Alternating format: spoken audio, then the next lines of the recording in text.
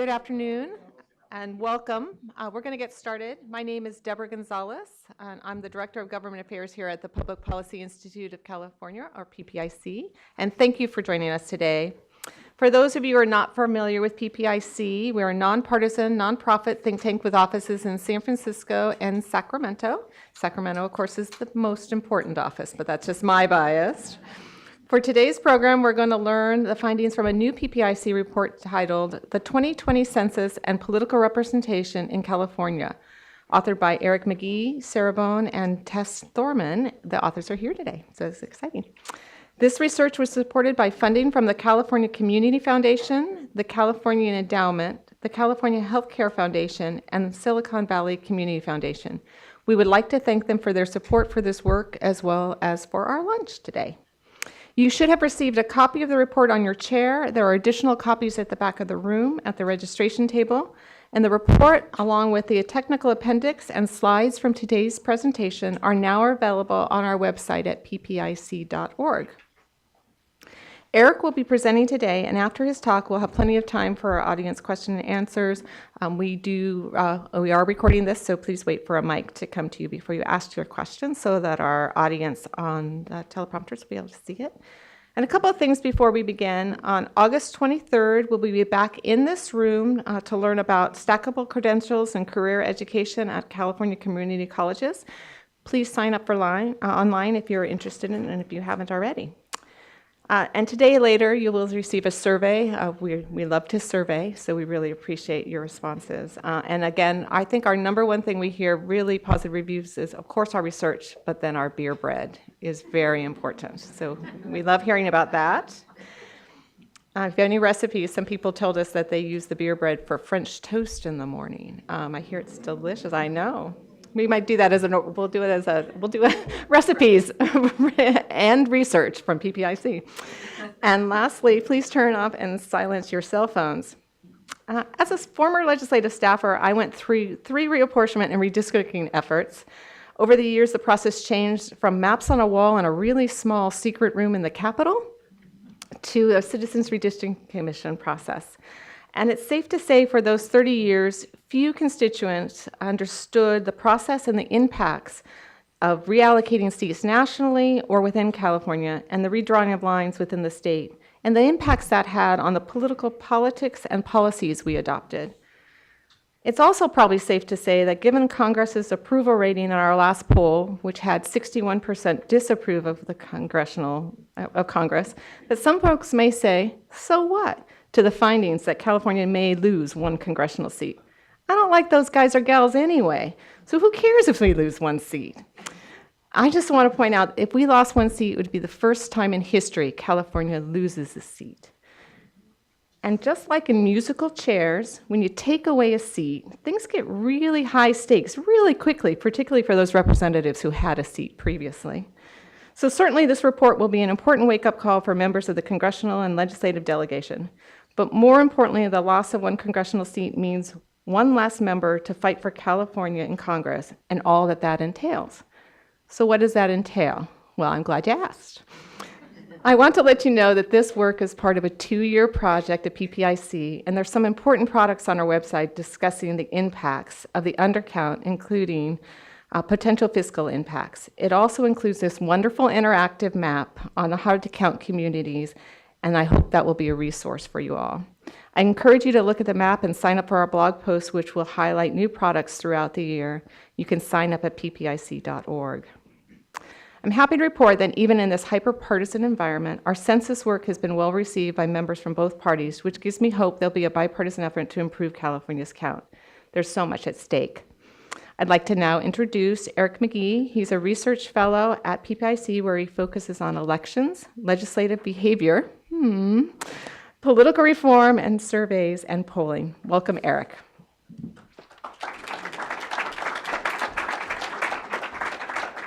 Thank you. So I'm a political scientist by training, which basically guarantees that I have a near rock star public status. But I was thinking if I could just branch into demography, then I'd really, I'd sort of cross into Taylor Swift territory. And so that's what I'm trying to do today. undercounts become, just sort of complete that package, that rock stars package. The census, as most of the people in this room probably are aware, plays a really key role in political representation. That is actually its primary function. Initially was to help with representation. So every 10 years, the census determines both congressional reapportionment and political redistricting, and I'll get into how those two things differ from each other as we go through the presentation. And an inaccurate census could impact, therefore, both of those two critical things. And an inaccurate census is likely to impact California more than other states, because California has more of the communities that tend to be undercounted in a bad census. So there's concerns in particular this time around that we might have that kind of bad count, and I'll get into that as well. So I'm going to start by providing our forecast for where California probably will be if we had a good count in 2020, extrapolating from where we are today. So we'll be looking both at the population growth for the state by 2020, which is just now 2 years away, and what the likely reapportionment would be from that. Then we'll go into the impact of a potential undercount, and again, I'll talk about what undercount means, how we define that in this report, but how a potential undercount would affect reapportionment, then how it would affect redistricting, and then some thoughts at the end. So what is reapportionment? Well, that's where you reassign the 435 congressional seats to the states based on changes in their total population since the last census, over the previous 10 years. It used to be every census, the Congress would pass a fresh bill that would decide exactly how these seats would be allocated. But since 1929, I think, and certainly since the 40s, we've done it with a fixed formula where you plug in the total population that you have for each state, and out pops a number of seats for each state. And the key factor in this formula is population growth relative to other states. So population growth alone is not enough. Very few states by 2020 will have actually lost population. The key issue is, have you grown fast enough relative to other states? Because we're dealing with a fixed pie, 435 seats, and it's how they're allocated among the different states. And there are some threshold effects here where if you were close to getting an extra seat the last time around and you grow perhaps not quite as fast as some other state that picked up a seat, you will get a seat even though you didn't grow as fast. So there's a little bit of quirkiness, and it's always best to actually run everything through the formula to see what you get. But by and large, this process allocates congressional districts roughly proportionate to each state's total population. So we did some forecasts for every state in the union to 2020. And in those forecasts, we project that California will have 40.6 million people by 2020. That's up almost 9% since 2010. It is the lowest growth rate in the state's history, so it's very, compared to the California of the past, that's slow, that 9%. But it is worth noting that California is still growing slightly faster than the rest of the country, and we are basically on track to be a slightly larger proportion of the total nation's population than we were 10 years ago. With that population growth, we are on track to keep our 53 congressional districts that we currently have. And the margin in terms of population for keeping that 53rd seat is about 600,000 people. So it's a pretty good cushion. Now, it's not an unassailable cushion, as you'll see in a minute, but it is a pretty good cushion. And so I think it's fair to say that we are unlikely to lose a congressional seat if there's an accurate count. This is just mapping out where we project the changes in the next reapportionment will occur. None of it is terrifically surprising. The Midwest and the Northeast are losing. This has been decades now that this has been going on. The Midwest and Northeast are losing seats, and the South and West are picking them up. The biggest gainers this time are Texas and Florida. This is actually a relatively small amount of change in terms of historical perspective. There have been some censuses where there have been massive shifts in districts. But nonetheless, Texas and Florida are the big winners here. So, what might an undercount do to this basic forecast that we've come up with? Well, first you have to ask, what do you mean by an undercount? And so we talk in this report about two possible sources of an undercount. One we call sort of generic low accuracy. This is where limited funding for the census, which there are concerns about that the funding for the census is going to be inadequate to conduct it properly, may prevent the kind of strong outreach you need to make sure that people respond. In addition, and actually partly because of the limited funding and the funding constraints, the census is going to be conducting that initial contact with residents through the web. It's going to try to save money that way, but that process of switching to the web for that initial contact is the outreach necessary to follow up and make sure that those who don't respond through the web end up responding has not itself been tested. So it's a little bit, they're kind of flying a little blind as they make this big change. So the result from that would be likely an undercount of the kinds of groups that have been undercounted in the past. So it's the groups that were mentioned on the slide earlier, young people, African Americans, Latinos, renters, these kinds of groups. The other scenario we consider is what we call immigration related. And this is a reflection of the current climate in the country. There's the federal government has become very aggressive about enforcing immigration laws. And there are a lot of concerns that members of immigrant communities might be afraid to respond to the census for fear of being identified and then deported. Now, it's worth noting that under current law, there are very strict protections for census data so that it just absolutely cannot be shared with law enforcement. But that's a tough thing to communicate. And it's to these immigrant communities, it's especially tough when you tell them, don't answer your door when a federal employee comes knocking, unless it's a census worker, and then it's totally okay. So if they look like a nerd and have a pencil, and you know. They're also putting a citizenship question on the short form, the one that everybody gets, for the first time in about 70 years. So that's another change that a lot people are concerned may further encourage non-response by those immigrant communities. And the result would just be a lower response rate for immigrants than we've typically gotten. And again, worth noting that the reapportionment is, as hardwired into the Constitution, supposed to be based on total population. So these immigrant communities are supposed to be counted just like everybody else.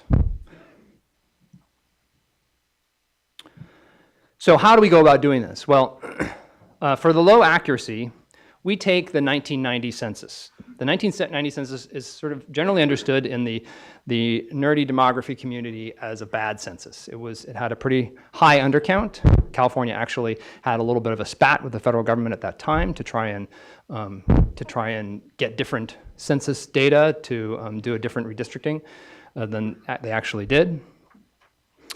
So for this scenario, we just assume there are good estimates of which communities were undercounted in 1990 and by how much. And so we assume, hey, what happens if these same groups were undercounted at the same rate in 2020? So we've got our projections for those groups for 2020, and we take, say, Group A. Everybody knows Group A, right? In 1990, they were undercounted by 5%. Okay, let's just imagine. Then we would have a population projection for Group A in 2020, and we would multiply that population projection by 0.95. So we'd basically be saying, out of the 100 people that we project being in Group A in 2020, we're only going to count 95 of them for each 100. The immigration-related scenario, we draw on a lot of research that has shown that the undercount of immigrants could be as high as 50%.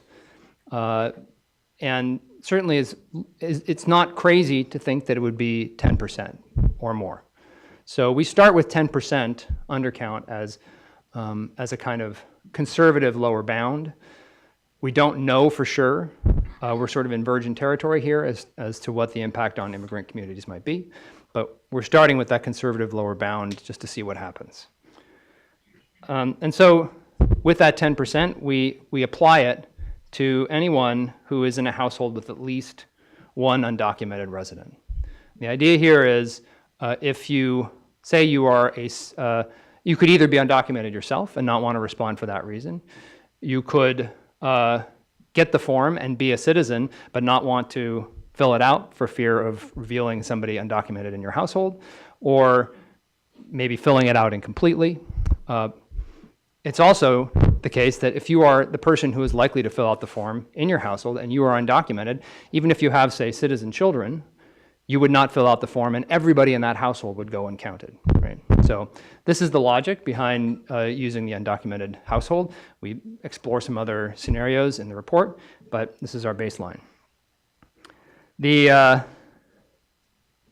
methodology here is very similar to the low accuracy. We say, okay, let's take our projected undocumented household population for 2020, and we just, since we want a 10% undercount, we multiply it by 0.9. Not 90 out of every 100 people in undocumented households would be counted. And so our primary undercount scenario actually combines the low accuracy and the immigration-related simulations because we imagine there's no reason to think that they won't both happen to some degree, so let's just try it both together and see what we get. And this is the consequence of doing that. The impact in terms of geography is largely what you might expect. Arizona, California, and Texas both lose a congressional seat, and Montana, Minnesota, and Ohio gain. So there is a shift of power that emerges from this particular baseline scenario, and California is one of the states that suffers. Now let's start running through some alternative scenarios. We don't have to just work with that base one.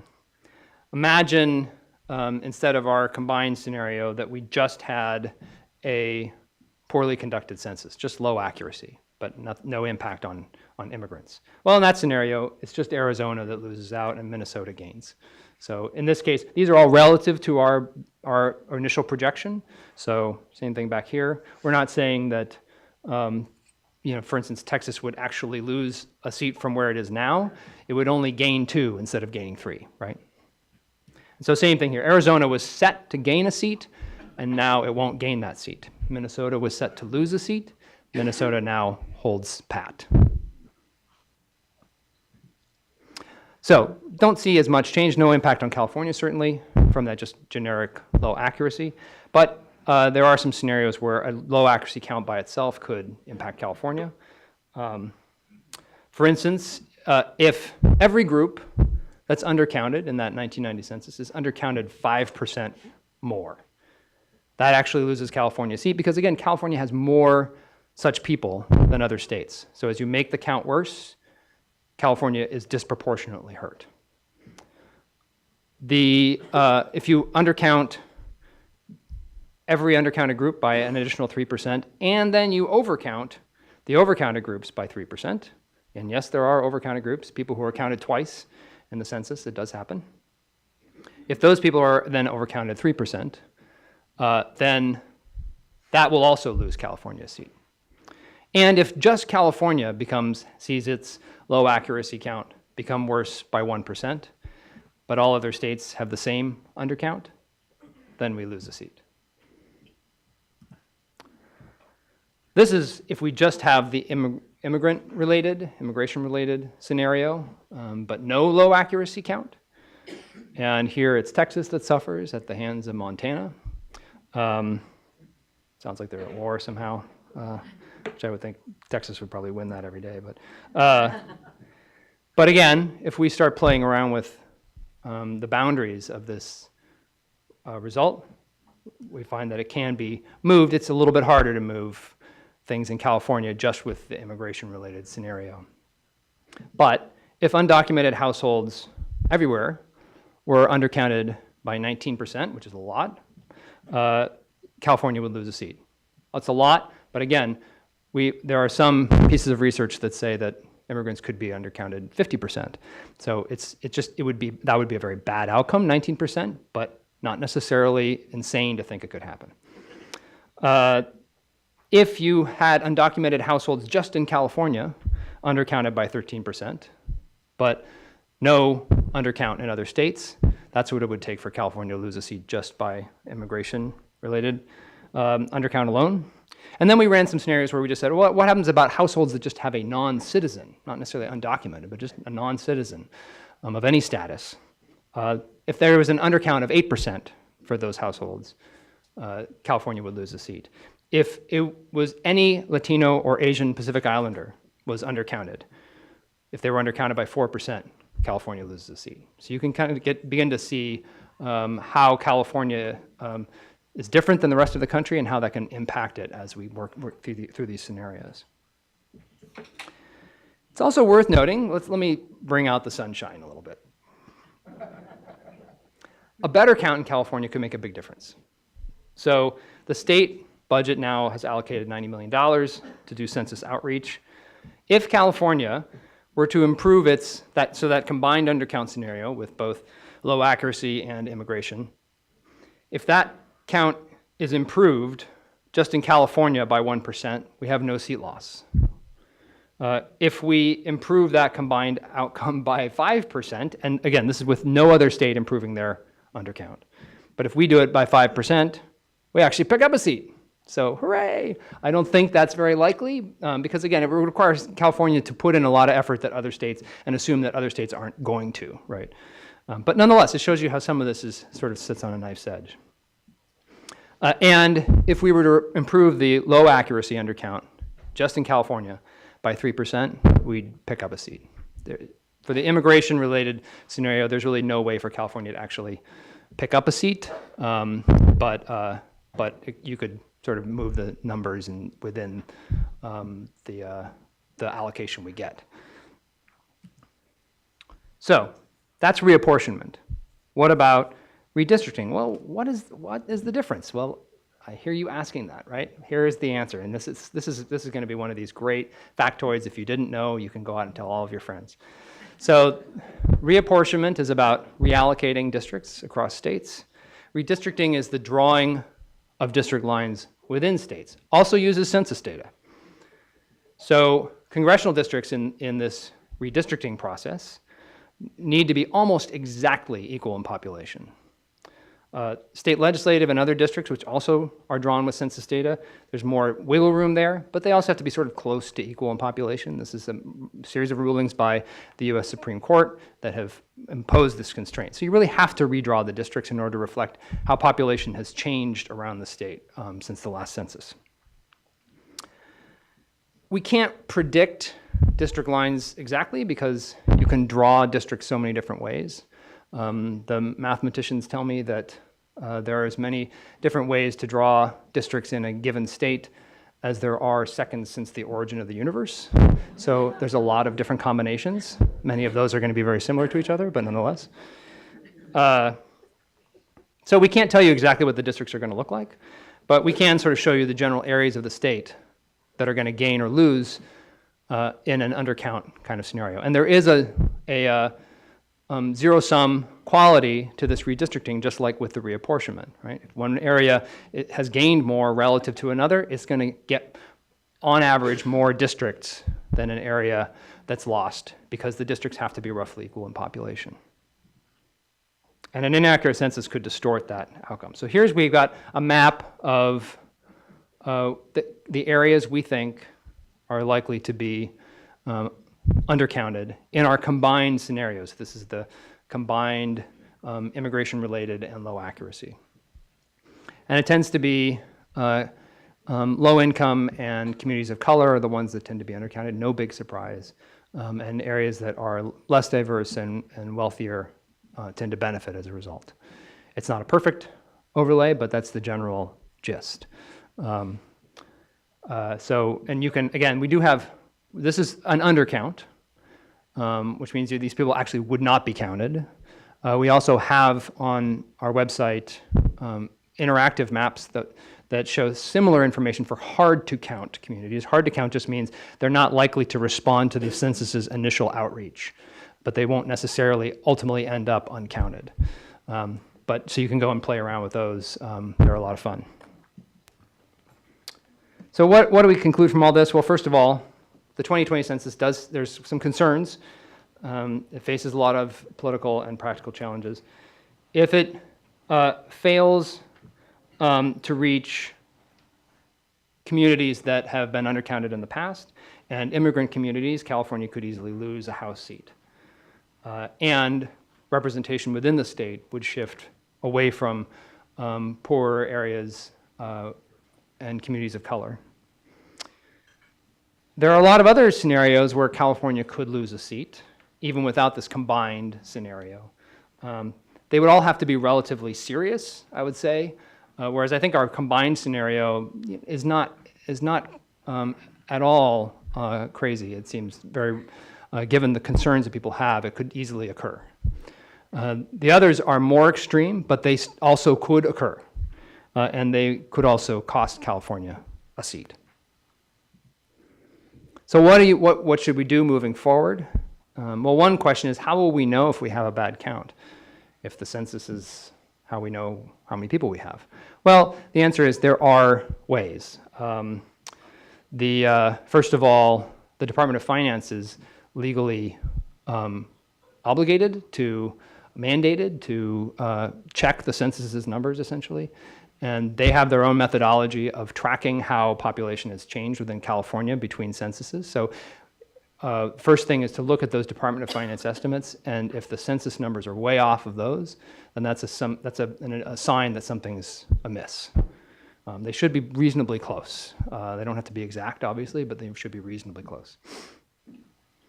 The census itself also conducts validation of their census, and in a couple different ways. We use the validation, for example, from 1990 in order to conduct our simulations. And so they will be doing that again this time. And that will give a sense also from the US Census itself of the quality of the count. California could conceivably use some of those estimates from the census to redraw its districts. It could also, if it wanted to really throw the money around, could conduct its own census potentially. Now this is sort of a legal gray area. So it could easily be, if California took either of those steps, that it could face a legal challenge, even if it ultimately prevailed.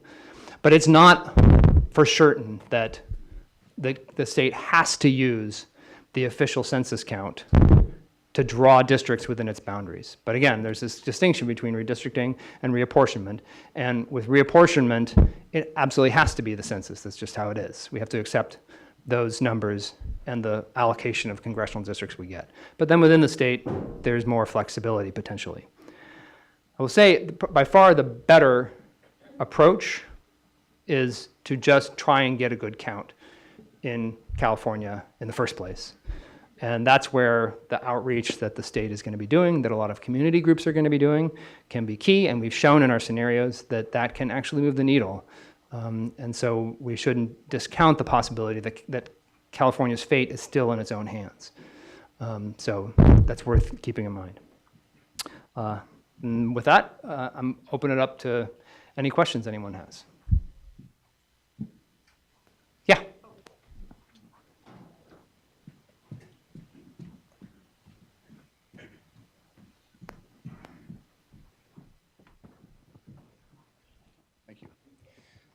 Michael Warnken with Citizens for Fair Representation. I guess there's a case that's been initiated in Alabama, and I think it's Alabama versus the United States, although I can't swear who the defendant is, but I think the challenge is along the lines that only lawful citizens should be counted in the census. And I guess it's a direct strike, I guess indirectly on California. And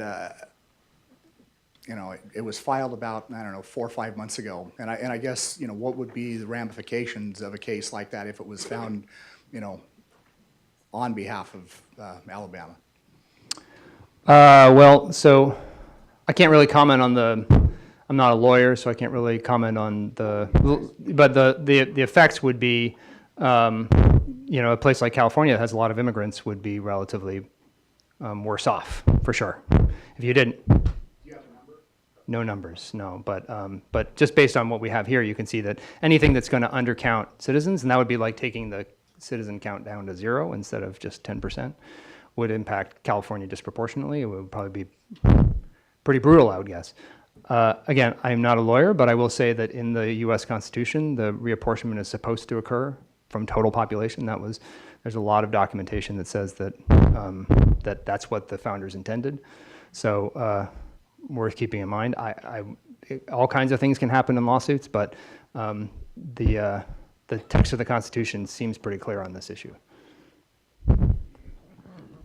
I have 2 questions about the citizenship question.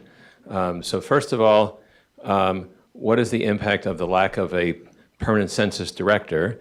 There were hearings in the Senate last week, confirmation hearings, during the hearing, the main questions were about what he felt about the citizenship questions and refused to answer. And also there are lawsuits about that go to trial literally the day before Election Day, November 5th. So 2-part question. What do you think about the lawsuits, and what about the lack of a director? It's not clear how the lack of a director affects things. I mean, the census has a large staff of bureaucrats and statisticians who are largely nonpartisan and just kind of go about their work and do as they're told. And what they're told right now is to try and produce as accurate a census as they can. They are currently planning on putting a citizenship question on, so they're going to do that. But as far as the count is concerned, the quality of the count and the outreach, that's constrained by the funding and that sort of thing, more than I think by whoever is sitting at the top of the Census Bureau. But so the exact consequences is hard to say. And the second thing is the lawsuits. Yeah, I mean, we'll see how those pan out. Like I said, I'm not a lawyer, so I don't know what the chances are either way. But there's certainly efforts to try and stop having a citizenship question on the form.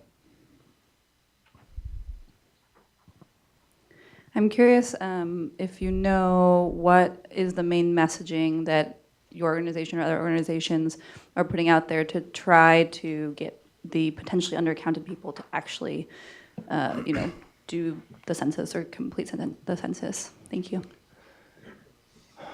Well, that's going to depend on the organization, but the message that we would give is that your data is safe. It can't be touched by any law enforcement organization. And again, that's a hard message to get across to some of these communities, but that's the strongest message, I think. You should respond because that's how your voice gets heard, both in terms of representation and to a certain extent in terms of funding from the federal government. And there's just you wouldn't believe how hard it is to get a hold of detailed census data. It's virtually impossible. You have to go to the census and sit in a special room in order to work with it. They're extremely serious about data protection issues. So. Hi, Judy Robinson, 2020 Census Manager for Sacramento County.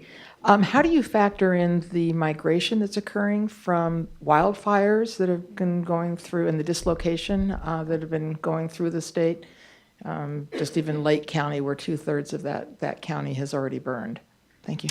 The answer is we can't really with these simulations. We have to work. In fact, the data that we are working off of comes from 2016. So we have we extrapolate from the from the change that has occurred from the last census to 2016 through to 2020, and then we calibrate those numbers to match what the census has come up with, basically. So the census has its own projections for the national population, and we calibrate to match those. And we just don't have the capacity to, and then within the state, we calibrate to Department of Finance estimates. So we just have to work with what's available to us, and there's no doubt that there's error involved in these projections. There's no way to be able to anticipate every change perfectly, so. Hi, I'm Gail with Western Growers Association, and most of our farm workers are migrant farm workers. Many of them live in the local hotels or housing, farm worker housing. So I'm assuming that the first initial contact is going to be a piece of mail, or is it how are they going to know they need to do this online? I'm That's a good concerned question. about the online. Is it a letter that they get that says you should go online? Yeah, postcard. There'll be a postcard that says go online. But yeah, I mean, the same thing with the homeless community, right? Like, how do you reach? They're supposed to be counted too. How do you reach them? There are challenges. There are a lot of communities where it's extremely difficult to get an accurate count.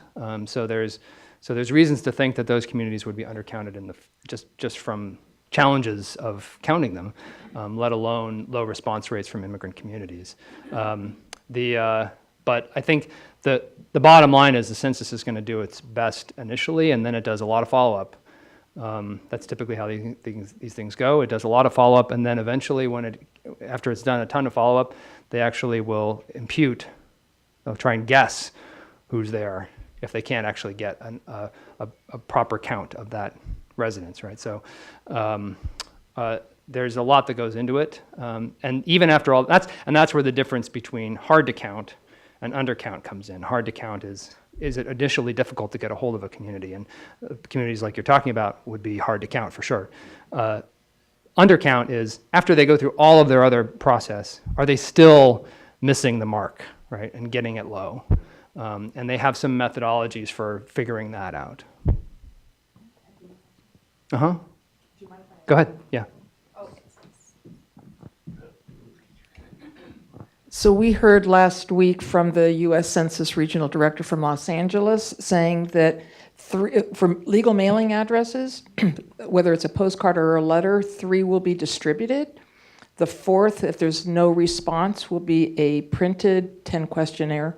So you'll get a printed version without having to request one. It'll be printed in English and Spanish. So we're talking about how to address multiple languages, but automatically after 3 non-responses, you will receive a printed questionnaire in the mail. The new the redistricting laws we passed a few years ago and made them more compact districts and cut gerrymandering.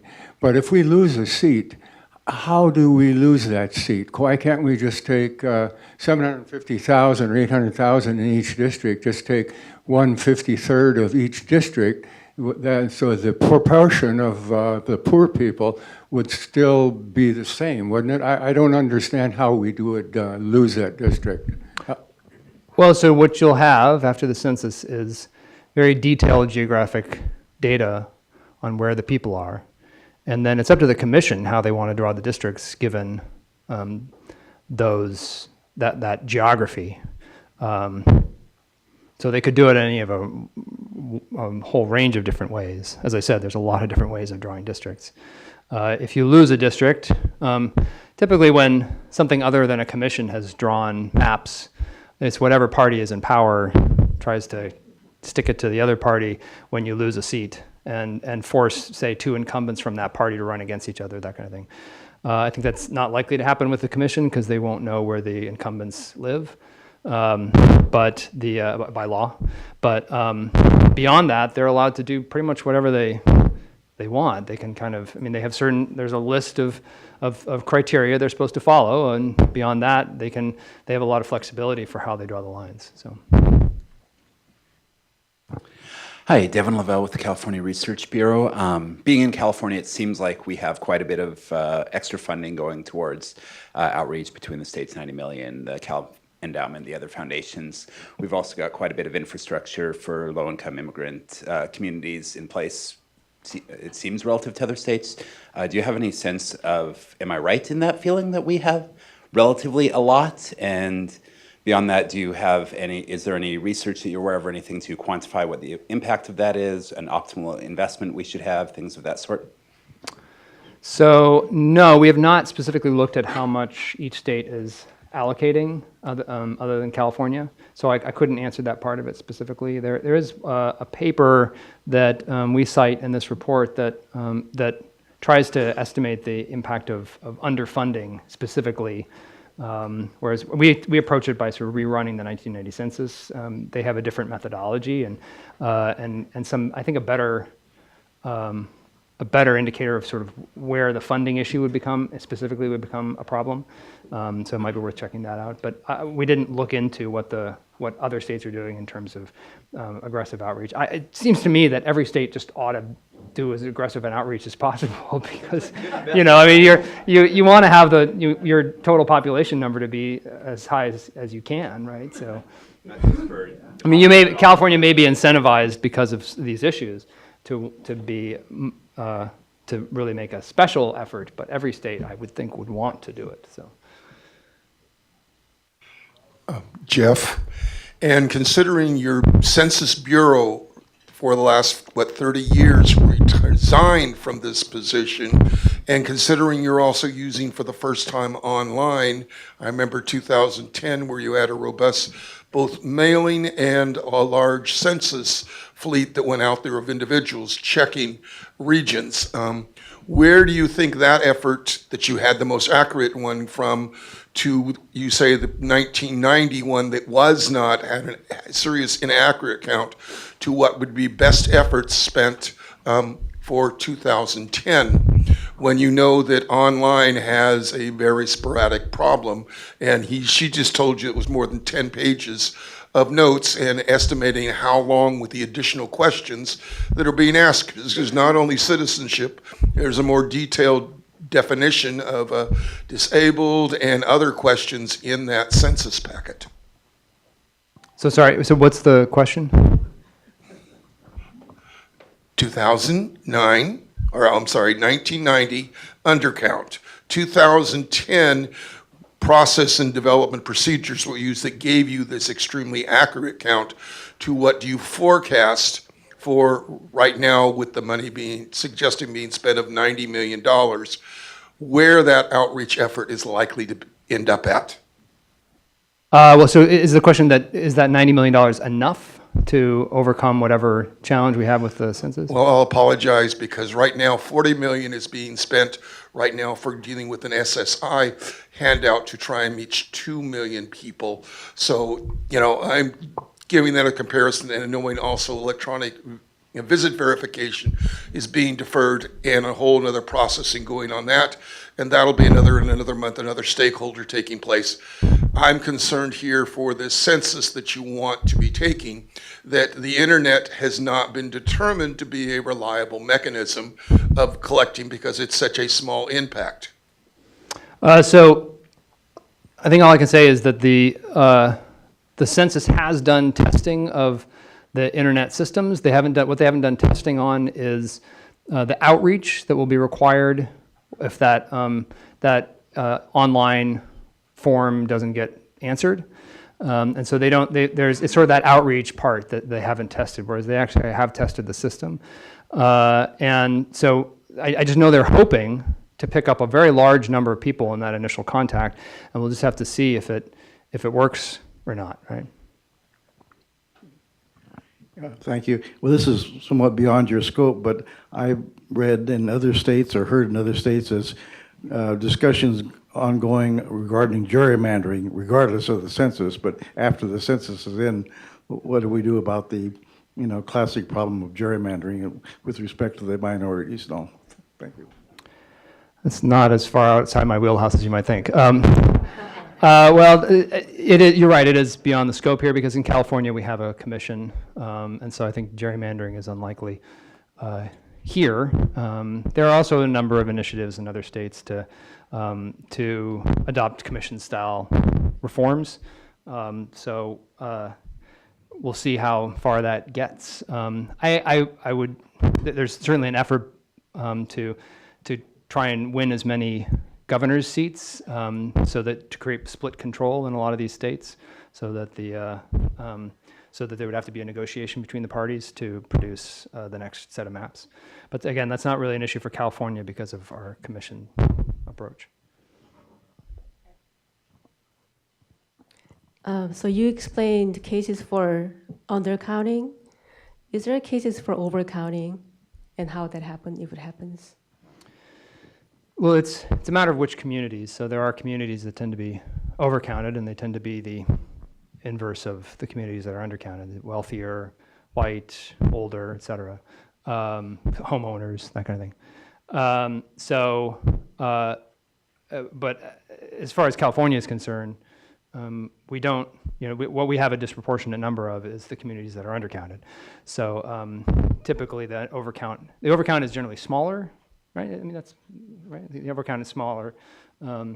And so that on balance, you end up usually in most censuses with a little bit of an undercount at least. And then in California, we don't, I guess we would like to have the problem that we tend to be overcounted, but we don't, so.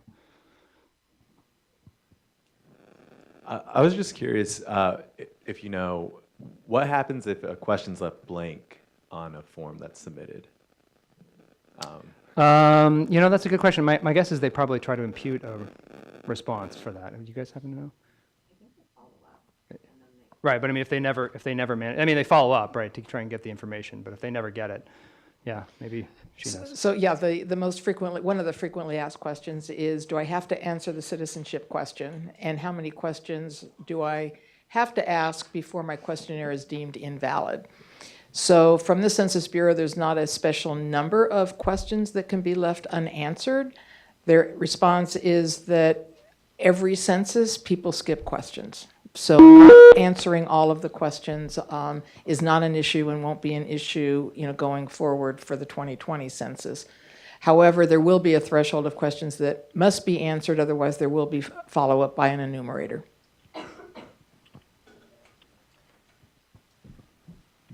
Yeah, I just kind of had the same question, but say as an act of civil disobedience, people decide not to answer the question en masse, would be consequence of that?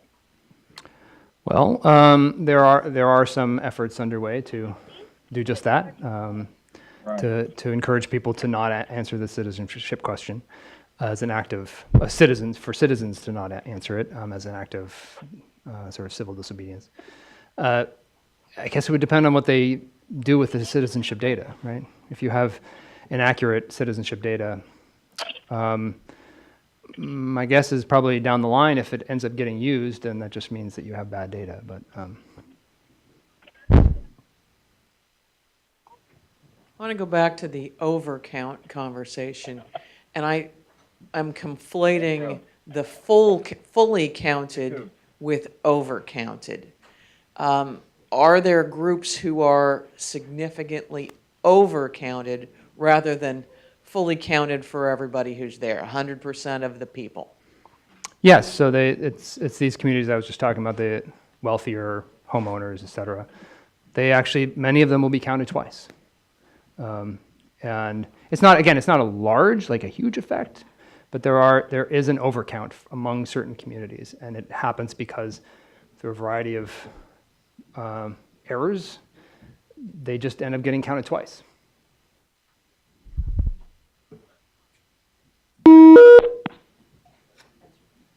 That's my cue? Oh, there's beeping. Is that a new thing, the beeping? Okay, thank you very much for your time.